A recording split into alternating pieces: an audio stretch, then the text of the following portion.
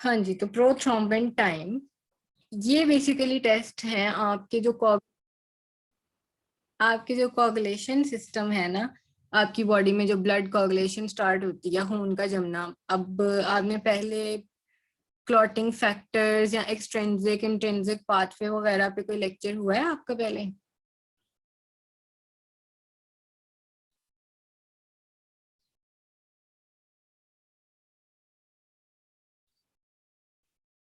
हम्म।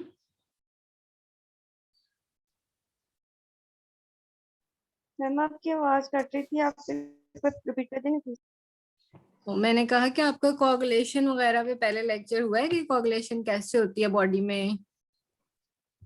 Ma'am हमने first year में coordination cascade पढ़ा हुआ है। यही वो एक्सट्रिंसिक इंट्रिंसिक पाथवे वगैरह। Yes ma'am.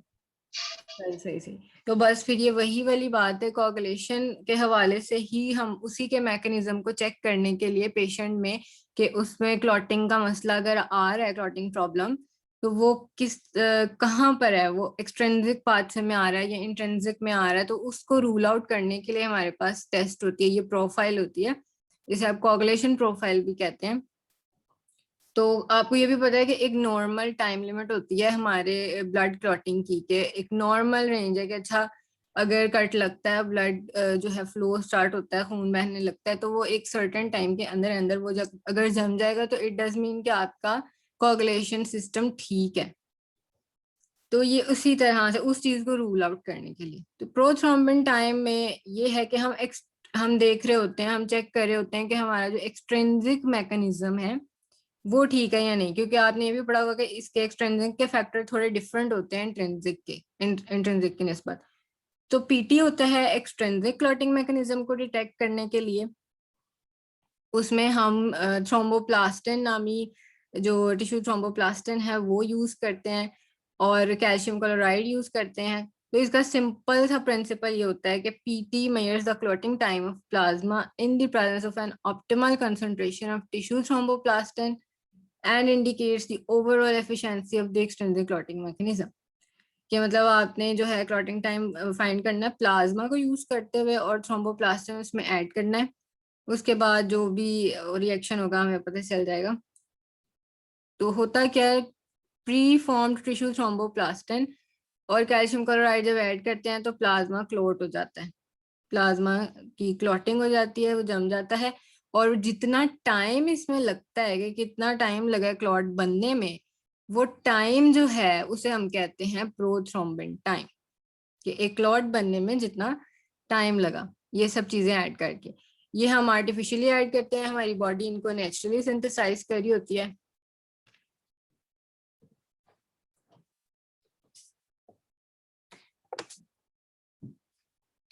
अच्छा, अब इस टेस्ट के लिए रिक्वायरमेंट्स क्या हैं? थ्रोम्बोप्लास्टिन, वही, ये तो हमें केमिकल चाहिए।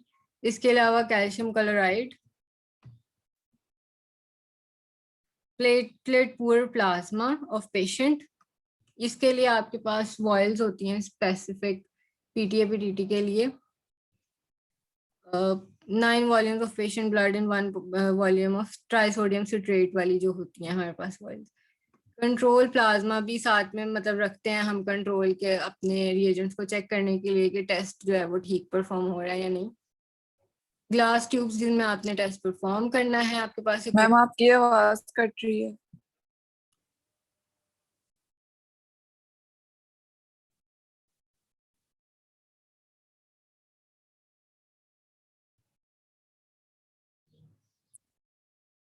ओके, तो प्रोसीजर की बात करते हैं।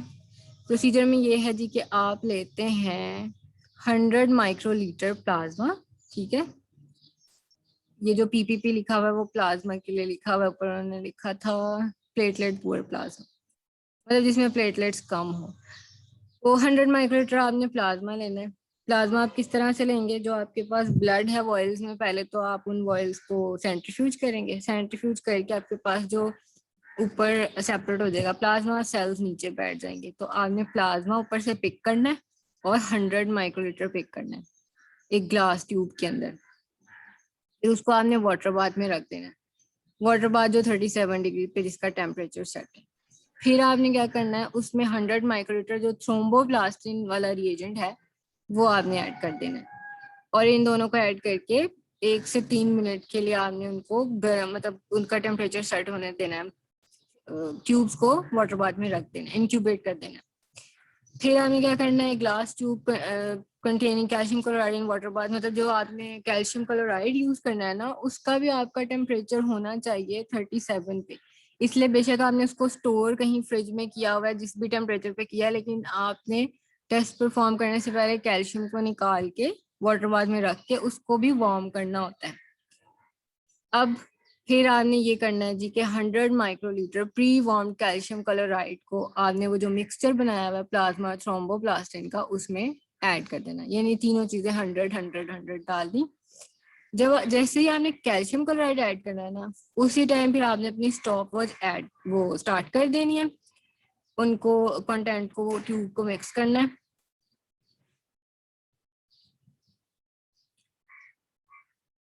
ट्यूब को मिक्स करना है। After 6 to 8 second examine the tube, मतलब मिक्स करके रख दिया। अब आपने कुछ कुछ सेकेंड्स बाद ना उसको देखते रहना है ट्यूब को। वाटर बाथ में लाइट होती है, लाइट के नीचे और पानी में उसको हिलाते हुए मिक्स करते हुए आप देखते रहते हैं कि ये जम गया है कि नहीं, क्योंकि पहले वो लिक्विड फॉर्म होती है आपके पास, और जब आपने फिर बार बार देखना है कि वो क्लॉट बना है कि नहीं बना। और जिस टाइम पे आपको क्लॉट नजर आएगा कि क्लॉट बन गया है, उसी टाइम आपने स्टॉप वॉच से अपना टाइम नोट कर लेना, सिर्फ स्टॉप कर देना है, टाइम नोट करना है, और आपने देख लेना है कि जी क्लॉटिंग टाइम ये था। तो इसको कहेंगे हम प्रोथ्रोम्बिन टाइम, कि कितने टाइम में क्लॉट बना। जो आपका कंट्रोल होगा वो ऑलमोस्ट 14 सेकेंड, मतलब नॉर्मल हमारे पास होती है रेशो इसकी, इसका टाइम होता है।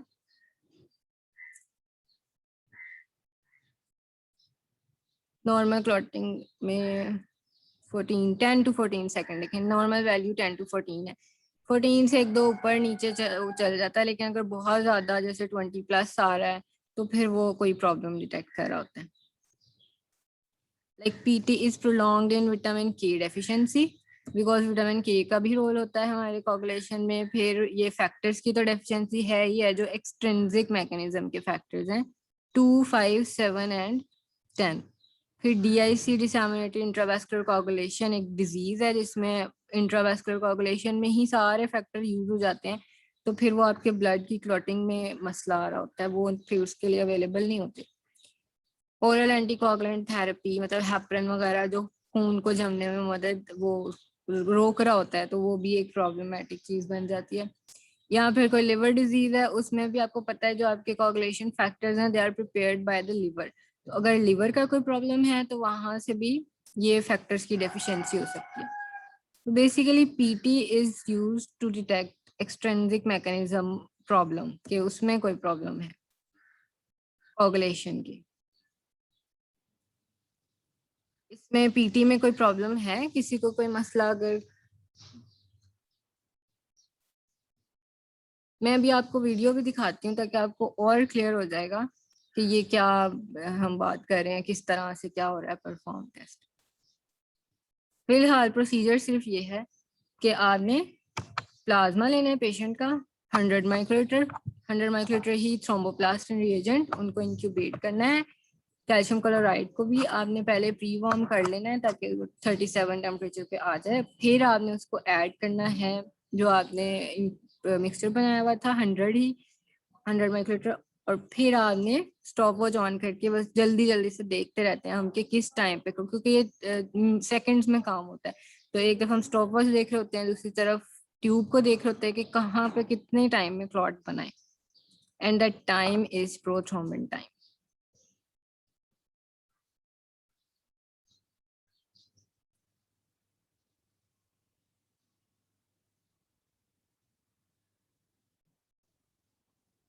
अच्छा, एक और चीज होती है, खैर पहले हम APTT देखते हैं।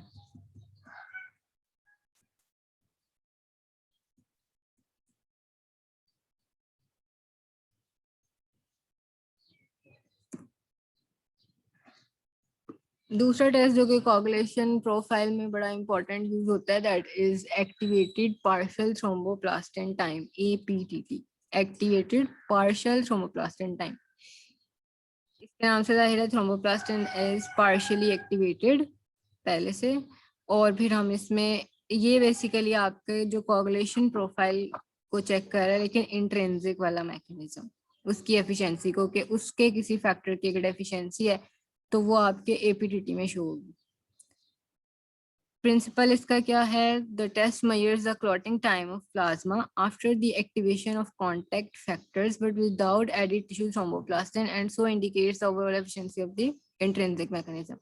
थ्रोम्बोप्लास्टिन डाले बगैर कॉन्टैक्ट फैक्टर्स की एफिशिएंसी को चेक करना है। To standardize the activation of contact factors, the plasma is first pre-incubated for a set period with a contact activator such as kaolin। मतलब जो आपके फैक्टर्स हैं उनको पहले से उसको प्लाज्मा को इंक्यूबेट करके रखेंगे और उसमें ये वाला सिलिका या काओलिन नामी रिएजेंट डालते हैं। During this phase of the test factor 12 is, मतलब प्लाज्मा को समझा खुद ही से, वहां तो हम थ्रोम्बोप्लास्टिन आर्टिफिशियली ऐड कर रहे थे ना, यहाँ पर हम प्लाज्मा को एक्टिवेट कर रहे होते हैं थोड़ा सा टाइम देके प्री इंक्यूबेशन में, कि जो फैक्टर्स प्रोड्यूस होते हैं एक नॉर्मल मैकेनिज्म में वो हो जाए। 12A प्रोड्यूस होता है which cleaves factor 11 to 11A, but coagulation does not proceed. लेकिन इससे आगे कोगुलेशन वाला मैकेनिज्म नहीं चलता जब तक आप उसमें कैल्शियम नहीं डालते। तो इसमें आपने कैल्शियम ऐड करना होता है बाद में, और फिर वही हम देखते हैं, उसी तरह से टाइम नोट करते हैं।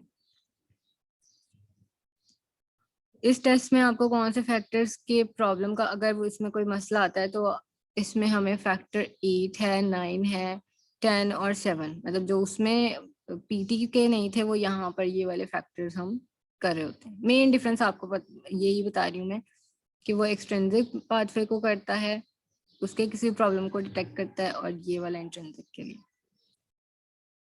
रिक्वायरमेंट्स इसमें भी आपके पास कैल्शियम क्लोराइड हो, प्लेटेड पुअर प्लाज्मा हो, ट्राइसोडियम सिट्रेट वाला, कंट्रोल आपके पास होना चाहिए। काओलिन, अब यहाँ पे थ्रोम्बोप्लास्टिन हमने ऐड नहीं करना, यहाँ पर जो एक्टिवेशन के लिए फैक्टर्स के लिए रिएजेंट है वो काओलिन है इन बारबिटोन बफर्स, मतलब ये आपका रिएजेंट आपको प्रिपेयर्ड मिलता है या फॉस्फोलिपिड उसके साथ एडिड, तो ये वाला रिएजेंट और साथ में कैल्शियम। टेस्ट ट्यूब्स होनी चाहिए, वाटर बाथ है, स्टॉप वॉच है, सेम रिक्वायरमेंट्स उसमें आ जाती हैं।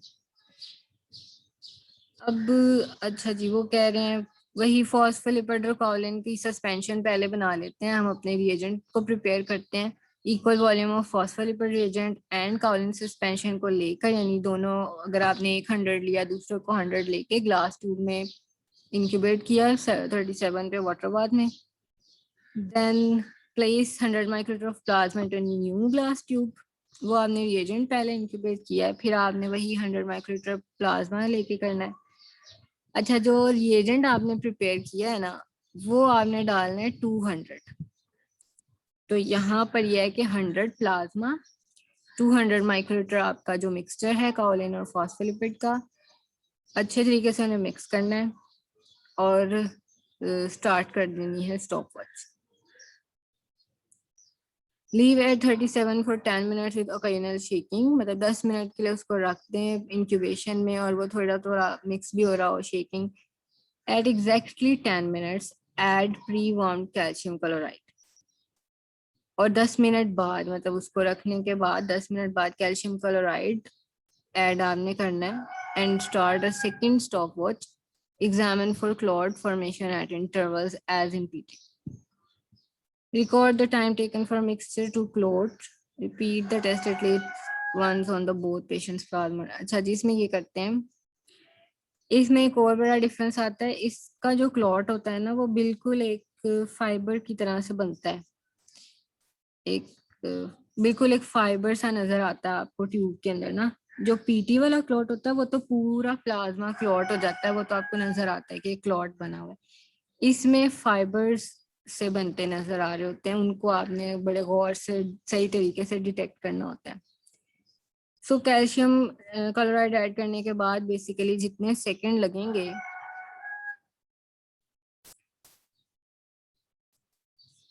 जितना टाइम लगेगा वो आपका एपीटीटी वाला टाइम होगा। और उसकी नॉर्मल वैल्यू 26 से 40 सेकेंड्स आपके पास होती है कि 26 से 40 नॉर्मल है, इससे ऊपर नीचे है तो प्रॉब्लम। एपीडीटी प्रोलॉन्ग होता है डेफिशिएंसी ऑफ कोगुलेशन फैक्टर्स में अदर देन फैक्टर 7, क्योंकि वो आपके पास उसमें आता है दूसरे वाले में। लिवर डिजीज में हो सकता है DIC सेम, उसमें administration contamination with heparin, massive transfusion with plasma depleted red cells. तो ये था आपका एपीटीटी वाली प्रोफाइल। रिएजेंट्स बस डिफरेंट है, थोड़ा सा मेथड डिफरेंट होता है और परफॉर्मेंस में भी एपीटीटी वाला जो क्लॉट है उसको थोड़ा सा डिटेक्ट करना।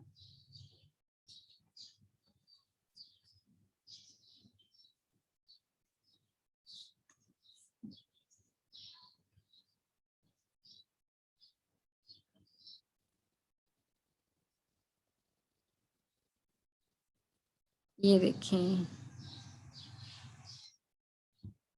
टीटी के हवाले से वीडियो देखते हैं ताकि आपको ना समझ आए कि कैसे हम कर रहे हैं।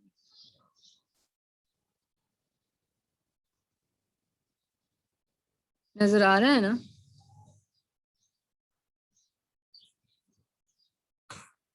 No ma'am. Screen no ma'am, video नहीं शो हो रही। नहीं हो रही मैम। क्या शो हो रहा है स्क्रीन पे? मैम स्लाइड शो हो रही है। अच्छा फिर रुकें एक मिनट।